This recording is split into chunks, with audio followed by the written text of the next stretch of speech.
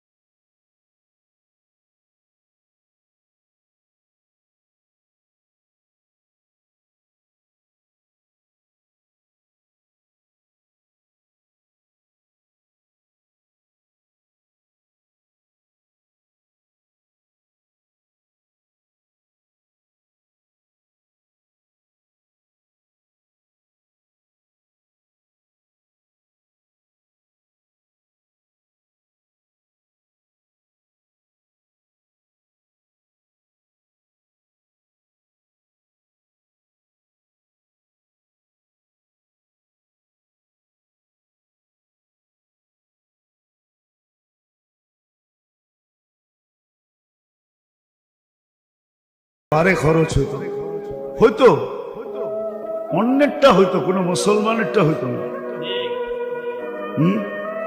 কি বলেন? হইতো? হ্যাঁ, কোনো মুসলমানেরটা হইতো না। ও তো রাতের অন্ধকারে তালাশ করতো কার বাড়িতে যায় খটখটানো যায়, গরিব কে আছে, মোহতাজ কে আছে, মুখাপেক্ষী কে আছে, অসচ্ছল কে আছে, কার ঘরে চুলা জ্বলে না, কার বাচ্চা রাত্রে ক্ষুধায় কাঁদে, ও তো এটা তালাশ করতো।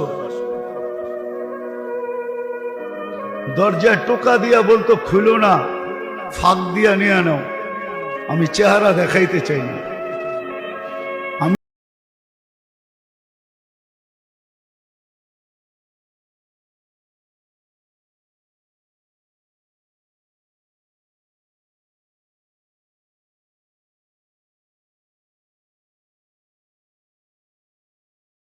আমার জাতি জাদু তো পাই না, আপনারা তো দোয়া করেন না যে আল্লাহ এমন কিছু দেখ যে মানুষকে জাদুর মতো বুঝাইতে পারে, জাদু লেগে যায় না।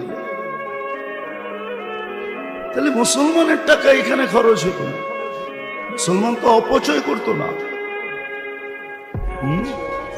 প্রত্যেক বড় লোকের বাড়িতে নম্বর খানা থাকতো, আব্দুর রহমান ইবনে আউফের মতো 400-500 মানুষ খাইতেছে, বিভিন্ন ধরনের খাওয়া। উনি শুধু দেখতেছে আর মুস্কি মুস্কি হাসতেছে। সবাই জিজ্ঞাসা করতেছে তুমি খাও না কেন? আল্লাহ আমার জন্য দেয় নাই, আমার জন্য যা দিছে তা খাই। তাহলে এত টাকা কার জন্য দিছে? লিল্লাহি ওয়া লিরাসূলিহি ওয়া লিল মুমিনিন। আল্লাহ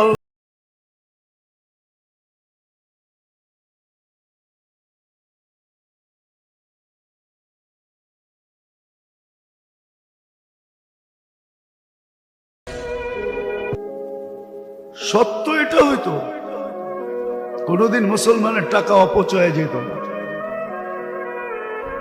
মুসলমানের টাকা কোনদিন জুয়ার আড্ডায় যেত না, মুসলমানের টাকা কোনদিন মদের আড্ডায় যেত না।